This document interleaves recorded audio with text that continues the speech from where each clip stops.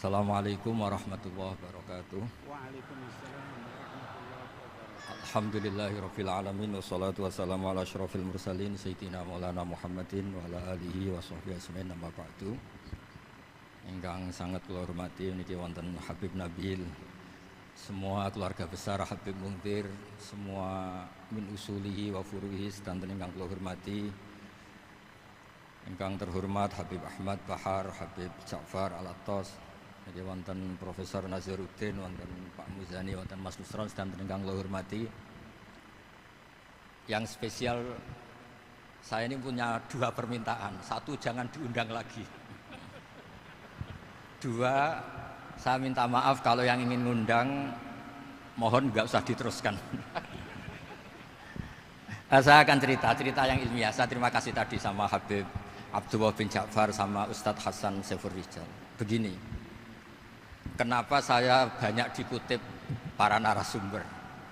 Karena saya ini jenis kiai yang otoritatif. Jadi saya ini karena nggak menteri, sehingga kalau belajar itu serius sekali. Ya alhamdulillah ini ada Pak Muzani, orang yang bisa ngelantik seseorang jadi presiden. Masih punya utang satu, bisa nggak ngelantik kita jadi ahli surga? Begini kalau cerita ilmiah, nanti saya baca hadisnya. Ada kelebihan kita jadi manusia itu justru karena ketidaktahuan kita. Kita tentu hingga detik ini tidak melihat surga langsung, tidak melihat neraka langsung, apalagi melihat Allah Subhanahu wa Ta'ala. Tapi selalu ada teori, dan ini dibenarkan oleh semua ulama karena ini nas itu mansuh. Geniku di antara kelebihan Rasulullah SAW adalah diutus kafatan linnas, untuk semua orang. Sehingga ada orang ditanya, dengan apa kamu tahu kalau Tuhan itu satu? Orang ini dengan enteng menjawab, innal isnaini, angka 2, 3, 4 dan seterusnya. Nisbatu dzalika ilal wahid nisbatul far'i ilal asli. Jadi segampang itu nerangkan ayat qul huwallahu ahad. Allah itu satu. Karena angka itu 2, 3 sampai 1 miliar 1 triliun. Nisbatu dzalika ilal wahid nisbatul far'i ilal asli. Semua itu asal usulnya satu. Begitu juga begitu gampangnya Syekh Nawawi Al-Bantani menerangkan. Kenapa bismillah itu dimulai ba. Huruf hijaiyah kan alif, tapi kalau bismillah dimulai dari satu ba. Ba itu ada titik satu. Anda gambar kambing, gambar apa saja, gambar Anda entah baik entah jelek, itu tetap dimulai satu titik. Nah satu titik ini disebut nuqtatil wujud, asal usul wujud. Sebab itu kitab I'anatul Thalibin, tadi Habib Nabil cerita sanad-sanadnya Mbah Mun. Sebetulnya kalau boleh angkuh, yang berhak cerita itu saya, karena kitabnya milik saya. Tapi beliau tak kasih terus cerita, ya alhamdulillah. Ada penyambungnya. Nanti tak kasih lagi beliau. Ya memang yang paling berat beliau karena turunannya itu. Tapi kitabnya dari saya, jadi ya satu-satu. Kitab I'anatul Thalibin itu dikarang oleh ulama top, namanya Sayyid Abi Bakar Sato. Beliau punya murid yang sangat terkenal di Indonesia, namanya Syekh Mahfud At-Turmusi. Syekh Mahfud ini punya murid, diantaranya yang paling terkenal tentu Mbah Hashim sama Mbah Ahmad Dahlan, pendiri Muhammadiyah. Jadi kemudian kitab I'anah ini populer sekali untuk menerangkan fikih-fikih di Indonesia. Termasuk cerita bahwa wujubul jihad itu wujubul wasail lal maqasid. Jadi jihad itu wajib, itu wujubul wasail lal maqasid. Sama cari di sarah. Sekiranya dakwah itu bisa tidak dengan jihad, dengan pengajian kayak Majelis Rasulullah, kayak Majelis Nurul Mustafa, kayak kiai-kiai kampung, itu sudah cukup karena sudah isolul maksud, orang sudah menjadi kenal Allah Subhanahu wa Ta'ala. Sebab itu ketika Sayyidina Ali diutus di beberapa peristiwa termasuk di Khaybar, Sayyidina Ali didhawuhi la ayyahdiyawu bika rajulan wahidan khairan laka min humrin na'am. Ada satu saja yang Islam karena kamu itu lebih baik daripada kemenangan. Nah, kemudian ini supaya otoritatif menghormati masjid ini, Masjid Istiqlal, masjid yang luar biasa bersejarah. Saya baca keterbatasan kita, tapi ini menjadi kelebihan. Ini hadis di Shahihul Bukhari.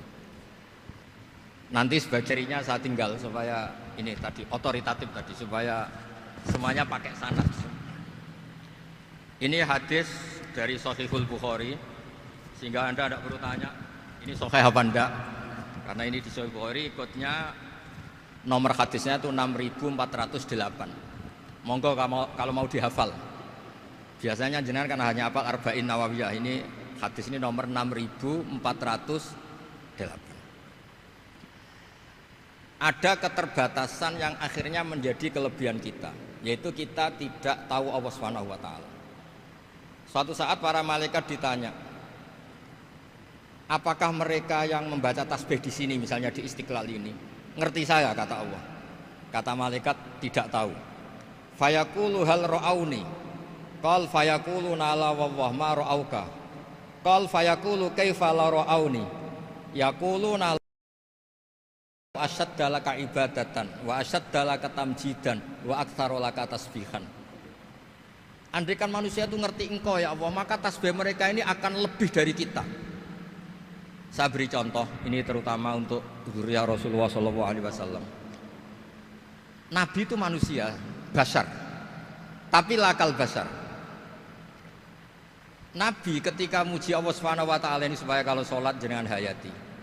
Misalnya pertama muji begini, lakal hamdu mil'us samawati wa mil'ul ardi. Kebanyakan di Jawa memang baca pakai rofaknya mil'u, tapi di beberapa sanad dibaca mil'a, itu urusan i'rab lah. Engkau itu saya puji seluas langit dan bumi, seluas langit dan bumi. Seluas langit dan bumi itu enggak keren, karena langit ini tetap mahsurah, as-samawat ini apapun luasnya langit itu tetap terbatas. Bumi apapun luasnya juga terbatas. Apa yang diteruskan oleh Rasulullah SAW? Wa mil umasyi'ta min syai'im ba'd. Dan pujian saya ini ya Allah sesuai kehendakmu, sejumlah kehendakmu, karena ini yang tidak terbatas.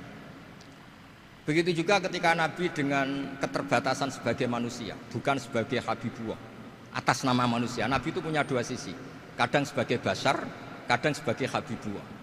Dan sama-sama penting untuk mengawal Islam ini. Saya ulang lagi, sama-sama penting untuk mengawal Islam ini.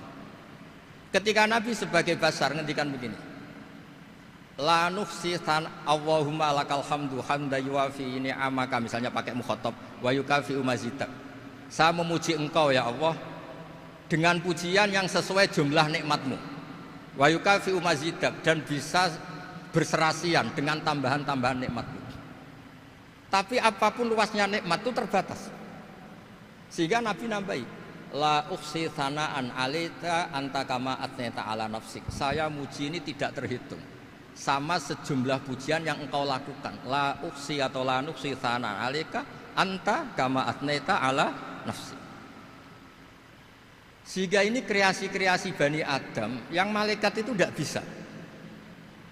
Saya ulang lagi, ini kreasi-kreasi Bani Adam yang bakat malaikat itu tidak bisa. Ini saya baca di kitab Fathul Bari, ini sarahnya kitab Bukhari. Kata Imam, ini saya ulang lagi, ini kata Imam Ibnu Hajar al-Asqalani, pensarah terbaik Bukhari. Jadi Sahihul Bukhari itu punya sarah paling terkenal namanya Fathul Bari. Itu gurunya Syekh Zakaria Al-Ansari. Syekh Zakaria itu dikenal sebagai Syekhul Islam. Itu berkahnya punya guru alim banget, kereng. Ibnu Hajar al-Asqalani itu kereng itu keras. Kalau muridnya tidak bisa itu keras sekali, tapi urusan ngaji saja. Terus punya murid itu pinter sekali, namanya Ibnu Hajar al-Haytami. Jadi beliau kalau mau ngaji ya susah, karena gurunya itu alim, nyuruh baca. Kalau mau ngajar ya susah, muridnya tuh alim, takut salah. Jadi akhirnya pinter. Orang punya murid alim alama itu kan bingung.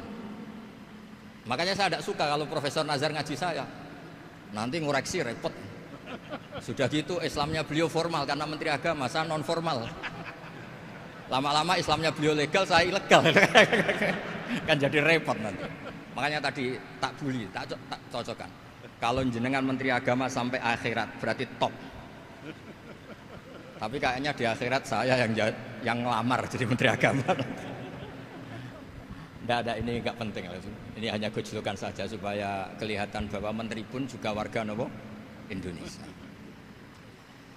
Begini kata Ibnu Hajar Al Asqalani, ini saya baca ya supaya penghormatan saya sama Habib Umar Hafid.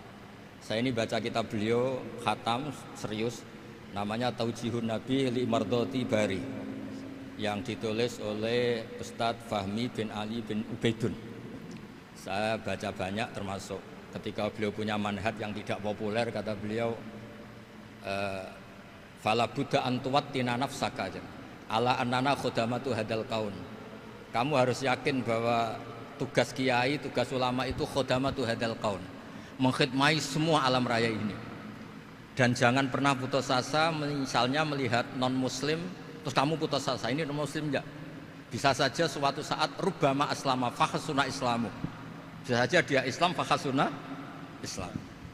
Nah, ini wirasah nabawiyah, karena dulu Nabi ketika dari kampung Abdi Yalil dan disakiti, malaikat Jibal itu usul supaya kampung itu dihabisi, kata Nabi apa? La bal arju ayukhrijawah min aslabihim ma ya'budu wa la yusyriku bihi syai'an. Bisa saja bapaknya masih kafir, anaknya Islam, cucu-cucunya napa? Islam. Kayak apa Nabi itu? Rojaknya Masya Allah. Nah kemudian ini kembali ke tasbih tadi. Kata Ibnu Hajar Al Asqalani, yukhadu min hadal hadis anna dzikral hasil min bani Adam a'la wa asyrafu min adzikri al hasil min al malaikah li husuli dzikril adamin ma akasratis syawaghil wa wujudis sawarif wa sudurihi fi alamil ghaibi bi khilafil malaikati fi dzalika kulli. Jadi kita ini enggak melihat Allah langsung, enggak melihat surga langsung, enggak melihat neraka langsung. Tapi cara kita zikir, wis nek wis di neraka yo nuwangis tenan. Padahal yo ora mesti mlebu neraka, lha nuwangis tenanan. Kayak apa iman kita? Nah, iman seperti ini sesuai kriteria awal sing dikersana Allah, alladzina yu'minuna bil ghaib. Maka andekan saya ini kok dikasih mukasyafah sama Allah untuk melihat surga, saya milih enggak melihat supaya ngikuti yang tetap ghaib. Nanti kalau saya melihat langsung kemudian iman, kata Allah, akeh tunggali aku iman mau melihat itu. Jadi kadang-kadang keterbatasan kita ini penting. Makanya masyhur Nabi pernah ngendikan tuba liman ro'ani wa amanabi, tapi wa tuba liman lam yaroni wa amanabi. Kalau orang melihat saya kemudian iman itu biasa. Ini orang zaman akhir tidak melihat saya tapi iman. Kadang-kadang itu enggak lewat Habib yang ganteng itu enggak, lewat Mudin. Mudin di kampung rapati di duit, ngono ku mulang tauhid ya mandi. Islam itu digawa Habib ya mandi, digawa menteri ya mandi, digawa Mudin ya mandi. Karena Islam itu kafatal, napa kafatal. Nah yang enggak dipunyai malaikat adalah tadi seperti cerita saya tentang Imam Amudi. Segampang itu. Makanya di tradisi pondoknya Mbah Maimun itu ada tradisi qaddimid dirayah ala riwayah. Logika riwayat itu penting karena itu menjadi nyaman. Ya kayak tadi, Allah itu satu. Ketika kita berpikir angka 2, 3 sampai sekian miliar, sekian triliun, nisbatu dzalika ilal wahid, nisbatul far'i ilal asl. Semua itu dibanding angka 1 adalah cabang. Gambar kayak apa ruwetnya, dinisbatkan asal usulnya mesti satu nuktoh, yaitu satu titik. Nah satu titik ini kata pengarang Ianatul Thalibin, bi kana makana wa bi yakunu maya. Nah kemudian terakhir ini enggak boleh lama-lama. Kalau lama-lama nanti sampean pinternya nyanyi saya. Sudah. Tapi enggak apa-apa lah. Saya ini termasuk kiai yang sudah diundang. Ini termasuk Pak MPR, enggak boleh ngundang saya. Pak Nusran apalagi enggak boleh. Itu kalau di kampung sama saya hormat, kalau di sini kok kayak menteri gitu. Menteri betul tapi. Lah wong gurunya dia itu teman saya gitu. Jadi tanya ini kalau enggak percaya. Makanya kalau sama saya beliau cium tangan, saya sebetulnya ya nggak siap dicium tangan menteri itu nggak siap. Apalagi dihormati Pak Nazar nggak siap lah. Nanti dikira minta haji malah repot. repot. Saya ini tadi bisik-bisik itu urusan ilmu tasawuf, ya ada urusannya dengan haji nah. Cocokan. Kenapa beliau suka ilmu tasawuf? Saya kan sering lihat beliau ceramah di TV. Katanya obat Gus obat. Orang kalau belajar tasawuf kan kepenak itu. Kayak wis ahli swarga kan kepenak di tasawuf itu kan memang. Sekarang saya cerita tentang ini karena bidang yang saya tekuni. Ada kitab tentang Ulumul Quran, namanya Al-Mufradat fi Gharibil Quran, dikarang oleh Ar-Raghib Al-Asfihani. Ini kitab luar biasa. Di situ hanya cerita lafat-lafat per kata. Saya tadi sebelum kesini ngajar dulu di pondoknya Beki, Baitul Qurannya Pak Kures, karena memang saya termasuk pengajar di sana. Artinya kalau saya sering ke situ, jangan iri, memang saya termasuk pengajar di sana. Termasuk pengajar yang keren maksudnya. Keren itu artinya pakai referensi, bukan asal. Begini kata kitab itu. Rasulullah SAW itu kan punya nama Muhammad, orang yang banyak sikapnya atau semua sikapnya terpuji. Termasuk ketika sebagai manusia, sama kita termasuk ketika sebagai apa? Manusia. Sebagai manusia aja Nabi gak pernah salah. Begini kata kitab itu. Nabi-nabi yang keren-keren itu, sama lihat di Ahaditsus Syafa'ah, itu masih egois. Ketika ada haulul mauqif, ada prahara mauqif, itu semua nabi bilang nafsi, nafsi, nafsi, nafsi. Ketika dimintai syafaat bilang nafsi, nafsi. Tapi Rasulullah SAW itu beliau ngendikan ummati, ummati. Dan beliau ketika dimintai syafaat kata beliau, sudah, analah, saya bisa memberi syafaat. Kata beliau, fa'akhirru lillahi ta'ala sajidan fayaqulu li ya Muhammad irfa' ra'sak wasal tu'tah wasfa'tu syafa'. Kayak apa hebatnya Rasulullah SAW? Umumnya para nabi melihat akhirat itu sudah akhir dari semua amal. Itu menurut Nabi Muhammad gak keren. Allah itu gak bisa didikte akhirat. Allah itu Tuhan, tetap yaf'alu ma yasha. Jadi gak bisa misalnya sudah akhirat orang nyuwun sewu terus tanya, ya Rasulullah ini sudah akhirat kok jenengan sujud bareng ini gimana? Ini sudah nggak darul amal tapi ini darul jaza, tidak bisa. Akhirat nggak bisa dibatasi. Karena akhirat nggak bisa membatasi Allah, Nabi tetap dengan rileksnya minta sama Allah. Fa ahmaduhu bima hamida 'allamani ya rabbi. Kemudian saat itu saya muji-muji Allah dengan pujian yang luar biasa. Terus kata kitab itu, fa Muhammadun Ahmadu min ghairihi. Makanya beliau punya nama Ahmad. Ahmad itu afal tafdil, bukan fi'il mudhari' waqi' mutakallim. Ini pernah madrasah dulu di Kutsian. Tamat. Terus. Beliau kalau di rumah hormatnya enggak kayak tadi, lebih dari itu. Tadi di sini pejabat terus. Sembrono kalau di sini itu kenapa itu. Ya tapi enggak apa-apa itu. Tadi sudah dipuji, akhlaknya baik, apa-apa baik, alhamdulillah. Fa Muhammadun Ahmadu min ghairihi. Ketika para nabi gak bisa muji Allah di mahsyar, bahkan mereka itu nyuwun sewu egois, hanya mikir diri sendiri, nafsi-nafsi. Rasulullah Muhammad ini punya nyali untuk muji Allah dan tetap mengajukan permohonan apa? Disebut fa Muhammadun Ahmadu min ghairihi. Sampeyan lihat di Bukhari, di Muslim. Fa Ahmadu fi mahamida 'allamani rabbi. Tetap muji-muji Allah. Bukti bahwa teori saya benar dan otoritatif adalah yang nggak bisa hilang di surga itu juga wiridan. Ketika kita masuk surga, apa kita kegiatannya? Da'wahum fiha subhanakallahumma wa tahiyyatuhum fiha salam wa akhiru da'wahum alhamdulillahi rabbil alamin. Nah, kemudian ini juga yang terus kemudian dinyatakan al-baqiyatus sholihat. Ini kalimat-kalimat yang abadi. Karena apa? Di dunia ya kita bilang subhanallah alhamdulillah, di akhirat dia bilang subhanallah. Kayak apa kerennya kita sebagai Bani Adam? Nah, makanya disebut alladzina yu'minuna bil ghaibi. Wong tidak melihat Allah, tidak melihat surga, tidak melihat neraka, tapi iman kita ini kayak iman sing musyahadah. Iman sing hakul yakin, ainul yakin. Kenapa demikian? Ya karena tadi kita diajari terus menerus oleh Rasulullah SAW. Yang terakhir saya cerita mukjizat. Ini juga terkait dengan betapa mudahnya hadaddin ini di logika, dicerna. Kata Rasulullah SAW, sabda Nabi di hadis, saya ulang lagi ini hadis sahih di bab awal Fadailul Quran di Sahihul Bukhari. Dicek, kalau nggak percaya dicek. Ma minal anbiya'i nabiyyun illa u'tiya minal ayati ma misluhu amana alaihil bashar. Wa innama kana alladzi utitu wahyan auhahu wa ilayya fa arju an akuna aktsarahum tabi'an yaumal qiyamah. Enggak ada nabi kemudian kecuali dikasih wahyu, dikasih mukjizat. Dan mukjizat ini dahsyat sehingga orang itu dipaksa iman. Kayak Nabi Soleh ada unta besar keluar dari batu. Nabi Musa punya tongkat dipukulkan ke Laut Merah langsung menyibak jadi daratan. Tapi kata Nabi Muhammad SAW, saya itu tidak punya mukjizat kayak itu, juga gak ingin. Saya ini dikasih mukjizat Al-Quran, dan saya berharap karena mukjizat Quran ini adalah terus kemudian umatku menjadi yang terbanyak ila yaumil qiyamah. Sekarang kita berlogika. Ini kata kitab Fathul Bari lagi. Kita berlogika. A'jaza yu'jizu i'jazan. Sesuatu yang menjadikan orang lain gak mampu disebut i'jaz.